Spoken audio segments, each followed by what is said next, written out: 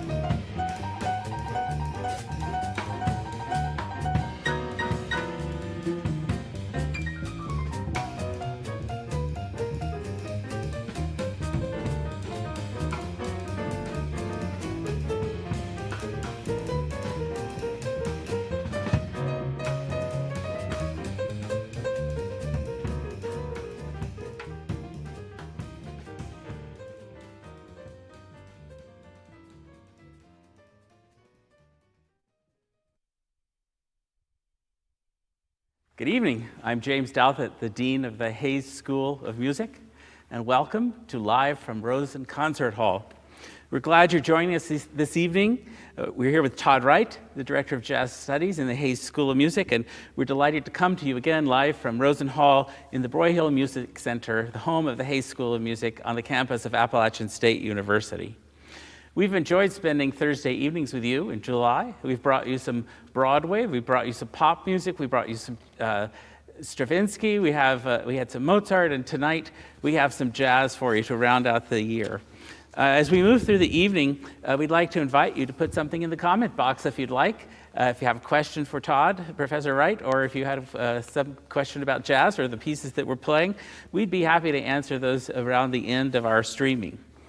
I'd like to welcome Professor Todd Wright from the Hayes School of Music. This comes from tonight we're playing your Valentine's concert from 2020. Yes. Which seems like a long time ago. And it was just a few months. The Valentine's concert's big tradition in Boone. Tell us a little bit about that. How did you start that, and when did it start? It started many, many years ago. The impetus was from a former dean of the School of Music, Art Unsworth. I think it was about 1996 actually. We did a combined a concert with some of the classical singers and the jazz faculty. And then by 2 years later, the jazz faculty kind of just taken it and run with it. Great, So, and it's a Boone tradition, right? A high country tradition. Absolutely, yeah. We have people in the audience that have not missed a show. And I remember when I came as dean a few years ago, everybody said, you gotta go to Todd's Valentine's concert. That's what you do on Valentine's Day here. So you've made a tradition for us. And how did you so you bring people with you to play. How do you decide what you're gonna play each year on the concert? Well, we generally like to play for the audience, and mainly the audience will be older people from the community. So we like to include tunes from the American Songbook, Gershwin, Porter, Rodgers and Hart, Hammerstein, all those kinds of people. So these are classic gems. The jazz repertoire, as far as playing this music, most of it is not really jazz, but most of it comes from, the impetus was from movies, plays, Broadway shows. So we take those tunes that are 50, 60, 70, 80 years old, some of them, and play them for the audience. And they're audience favorites, I think. Yes. Why don't we start with one of the audience favorites, My Funny Valentine. Let's listen to that as we open our Valentine's concert retrospective.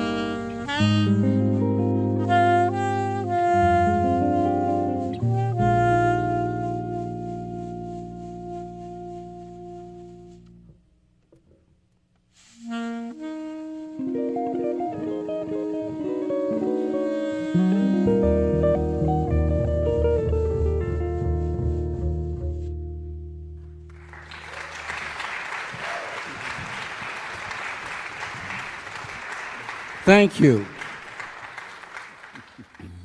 That's a great way to begin any concert. It seems appropriate in July, as it was on Valentine's Day. Don't you think? Now, you were telling me that at the end, nobody knew what you were going to do exactly, so they had to find you. That's right. They had to chase me around. Absolutely.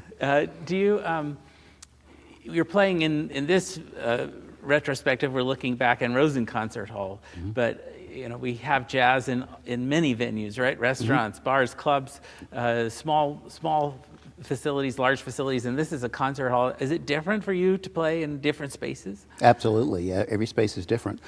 In a restaurant, you're basically window dressing, so to speak. You want the clientele to have a nice meal, a nice evening, and you're just the icing on the cake. You make that experience, heighten that experience. In a room like this, Rosen Concert Hall, where there's no one out there, right? it's different. It's very different. Not maybe tonight, but even in the live concert setting, it's more formal. Therefore, you have to draw the audience in. Interesting. So it's a whole different kind of vibe to kind of pull the audience to you in the concert hall versus you're sort of coming out to the audience in the restaurant. Maybe you're reaching out to them. Well, you've got some great colleagues to play with. Tell us a little bit about, we'll introduce the pianist a little later on when we talk about the composition that he's written, but talk to us about your other colleagues that you're playing with there. Yes, Rick Dilling and I have worked together for many years. Rick Dilling, the drummer, is one of our faculty in the Hayes School of Music. He and I have been working together since 1986. By now we've done literally, no joke, thousands of performances together. Wow. And then Andy Page is also on the jazz faculty here in the School of Music. And he and I played so much together now that I can go on a tangent when we're playing and he can follow me right there, just like as in the last example. And then Zach Page is his brother, they're twins. Zach lives in Asheville and teaches at UNC Asheville. So. You've even got a colleague from Brazil listening tonight, right? Oh yes, we need to give a shout out to Dr. Wilson Tromura. He teaches at University of Florida, but he spends the summers back at home in Brazil near Rio, that area. So actually São Paulo, near that area. So in fact, he was a guest here some years ago. That's one of the I think we've done about 22 of these. One time we had to cancel because of snow. One time we had to reschedule because of snow, and he was the time we had to reschedule. Oh, okay. Yes. Well, you've got colleagues all over the world that you've played with.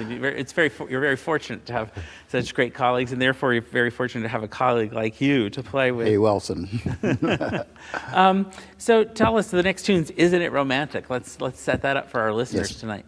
Isn't It Romantic is one of those Rodgers and Hart's compositions. It was written in, I think, 1932, checking my notes, 1932. As I mentioned before, a lot of these are classic gems. They've been around for 50, 60, 70 years. It must have been really nice in those days for those composers, mainly American Jewish composers, to go into Midtown Manhattan every day and just sit around and write music for shows and Broadway plays and things like that. So this one is entitled, Isn't It Romantic? And a lot of these are songs, so you think about the words when you're playing? I do. Right. Absolutely, and most jazz musicians do, I think. We encourage our students to learn the lyrics. It helps the phrasing when they're playing. It certainly helps me. Right. Yeah. Well, let's hear the Rodgers and Hart tune, Isn't It Romantic?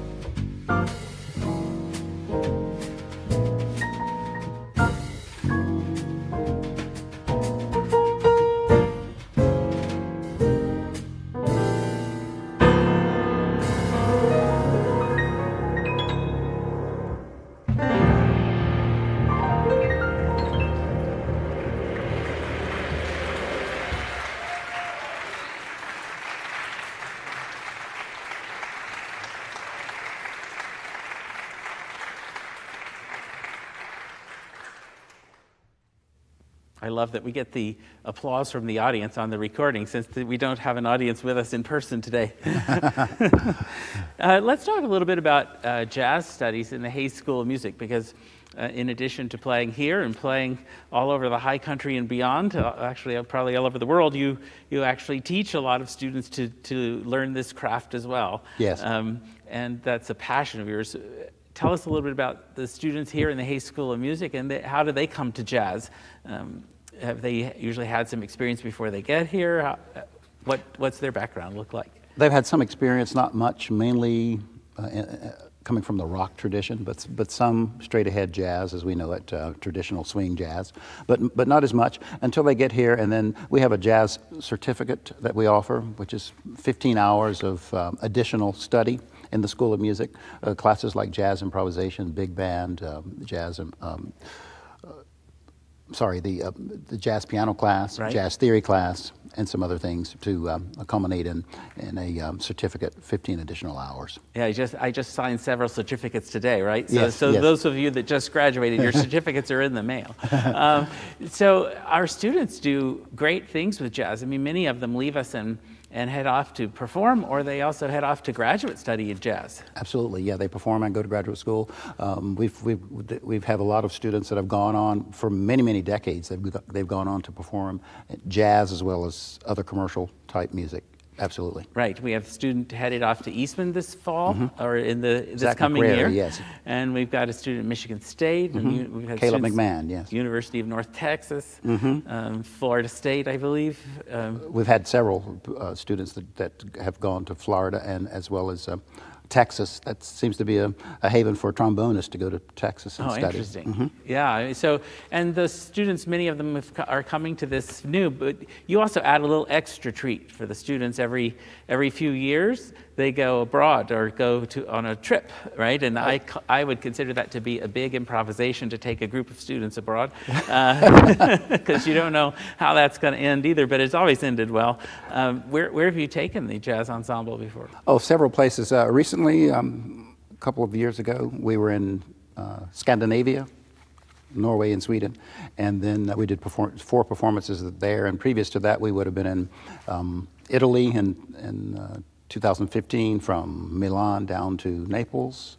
And then previous to that, in 2013, we were in Paris for 2 or 3 nights, and then we did some performances in Amsterdam and Trier, Germany, and Luxembourg. And previous to that, we were in the Swiss Alps in Lucerne and Montreux and other places. Wow, so you've taken lots of students to new experiences, and Yes. for many of them, that's maybe their first trip abroad. For many of them, that's the first time on the plane. And so one of the things you said last time, which I thought was very interesting when you came back from the Scandinavian countries, was that the probably the thing the students enjoyed the most was playing with other students from a school of music there, right? Conservatory there, yes. Right. Yeah, that's what the experience is all about, cultural exchange, enrichment. And on that particular trip, we were able to play at a university there, meet some students from a university, and had a wonderful jam session after hours. It was really, really cool. Yeah, that's and the students talked to me about that when they came back. I mean, so it's obviously a highlight of the trip. And we're joined by many community sponsors that help us take those students, right? Yes. Many of the students, we're able to defray some of the cost to make Absolutely. that trip more accessible. And, Absolutely. And some of the students go out and play gigs, but you also play some, and we have the High Country Jazz Society that offers us some support for that work. Absolutely. They've offered us a lot of support over the last 20 years. So we've gotten a lot of support from them. And also private donors. Byron Bean has helped significantly, as well as others. Right, Byron's had named. 2 successful trombone scholars that have gone on to graduate study recently. Yes. So we really appreciate it. We can't do this work by ourselves. Absolutely. And it's very interesting to think about how many people it takes to put jazz together, to put music together for a community, Right. for a region, and even for a country and world. It's very inspiring to see how many people participate, and not just the people on the stage are participating, but the audience is participating, and the sponsors are participating, and everybody's in the concert together. It takes everybody to make it successful. It's truly democratic in that sense. Well, we've got 2 tracks to listen to now, right? Some time ago, and If I Had You.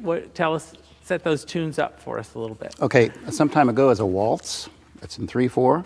And we will do just a duo here with Michael Jeffrey Stevens and I, just the 2 of us together, kind of an intimate setting. And then after that, we'll have the vocal chart. I love to sing. I love the lyrics. And I have a lot of fun with that. I know a lot of lyrics. I'm trying to sing through my horn when I play. And I thank the guys in the band for letting me sing. So. Right. Well, let's hear Some Time Ago, and then we'll hear you sing If I Had You.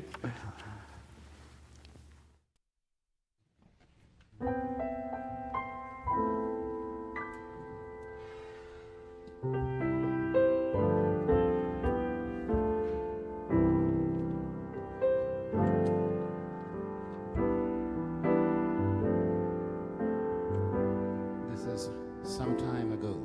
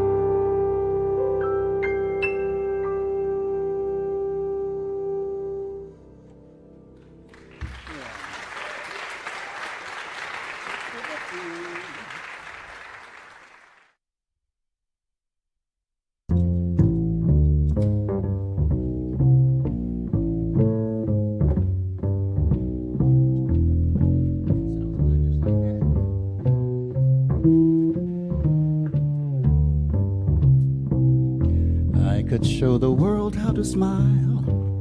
I could be glad all of the while. I could change the gray skies to blue if I had you. I could leave the old days behind, leave all my pals, I'd never mind. I could start my life all anew if I had you. I could climb the snow-capped mountains, sail the mighty ocean wide. I could cross the burning desert if I had you by my side. I could be a king, dear, uncrowned, humble or poor, rich or renowned. There is nothing I couldn't do if I had you.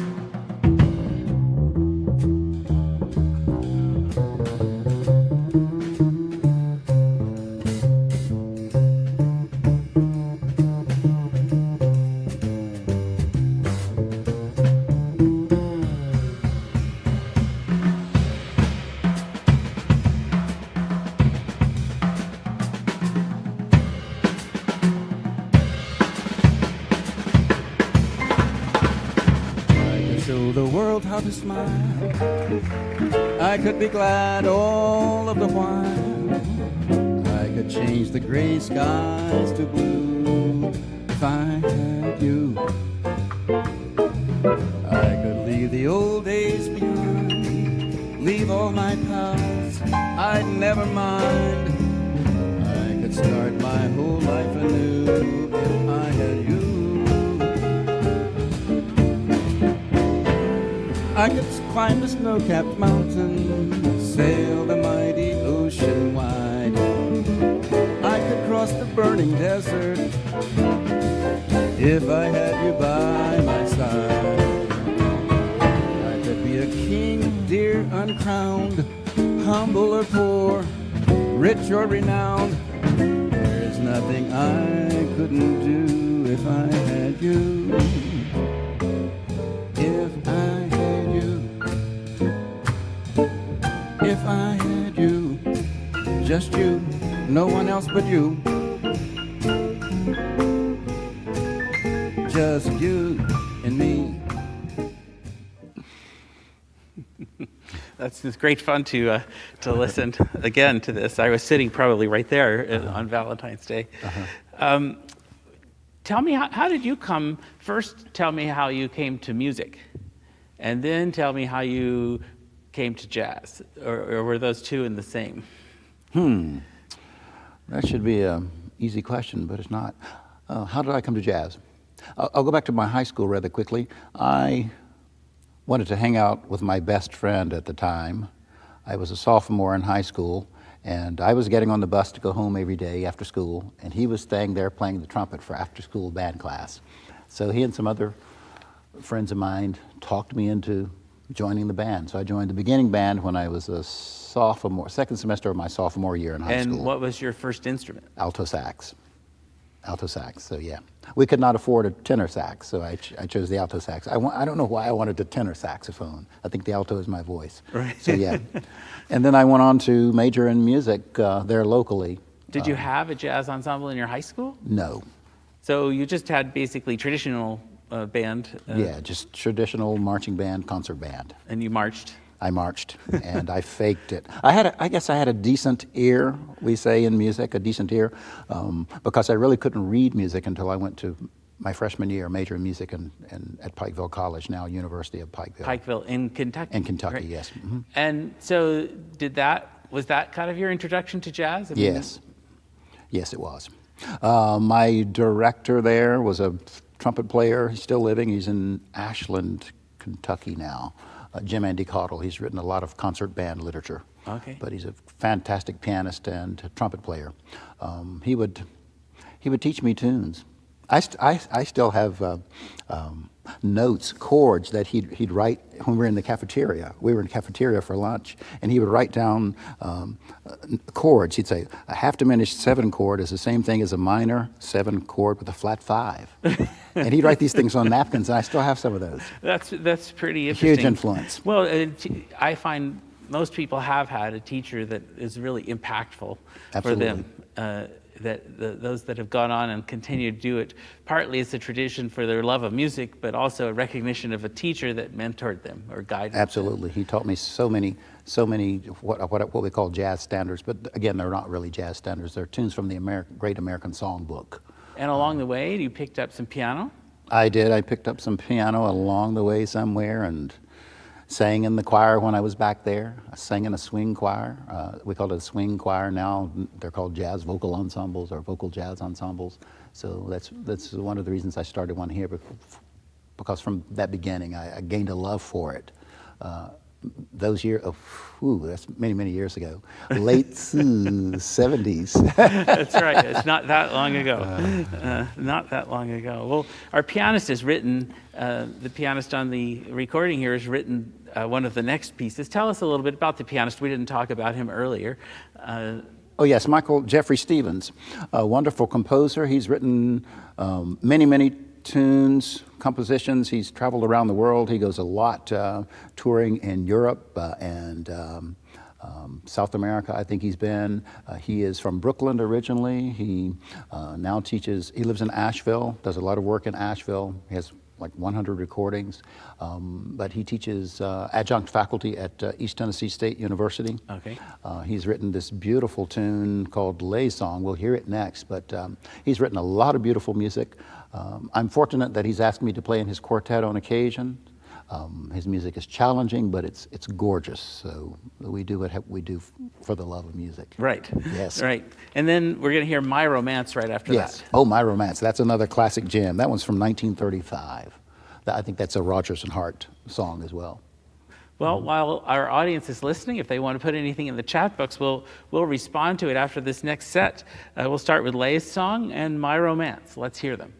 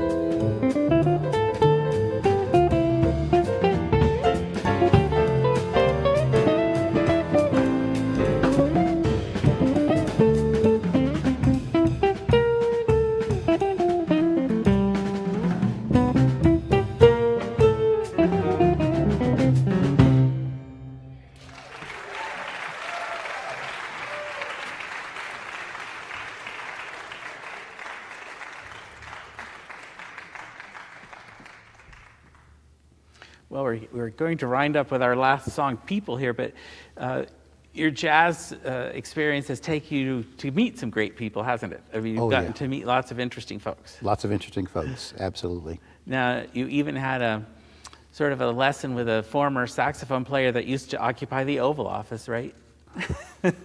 Yes, yes, I did. Yes, I did. Former President Bill Clinton, yes. He taught me a lot about the saxophone, yes. So you were able to pick up some lessons. That's great, along the way from these people that you've known. Well, thanks for everything that you bring to the Hayes School of Music and to our students and to the High Country. It's just a delight to have you in the Hayes School of Music and to hear your music and to feel your spirit throughout the school and in the lives of our students, that impact that you have on them.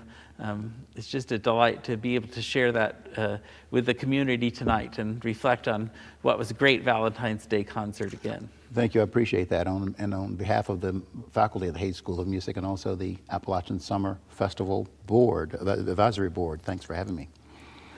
As we wind up tonight, we'd like to thank you for listening to Live from Rosen Concert Hall this summer.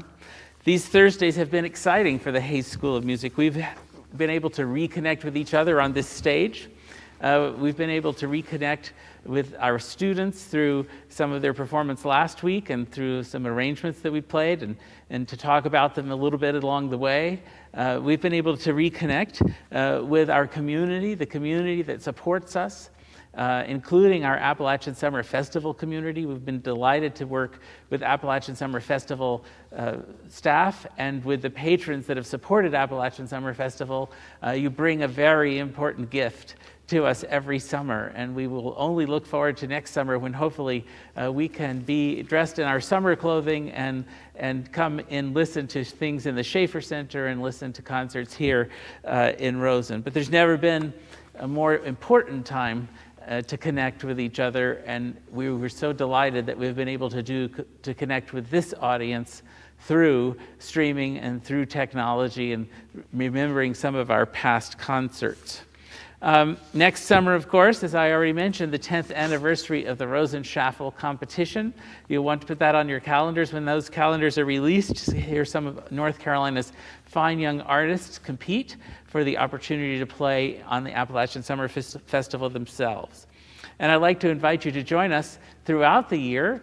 Hopefully in the fall, we'll be streaming to you. We have a series on Beethoven planned to celebrate Beethoven's anniversary coming up. And we'll also have some ensemble music to share with you. Our students will be divided into small chamber ensembles as we move through the fall. And we'll look forward to our holiday scholarship concert again, probably in November this year again, right before Thanksgiving. So thank you again for listening. Todd, we're going to close tonight with People. Yes. Do you want to say something about that tune? And we're just going to talk about it a little bit, and then we're going to play the tune, and we're gone. Yes. Thanks again for having us. People is from Funny Girl. It's the classic tune. Barbra Streisand made it famous, and the lyrics, I love the lyrics. People who need people. We're the luckiest people in the world. Right now, people really do need people, more than ever. And so let's hear that song, People. Thank you again for listening. And we'll close tonight with People from Todd's Valentine concert in 2020.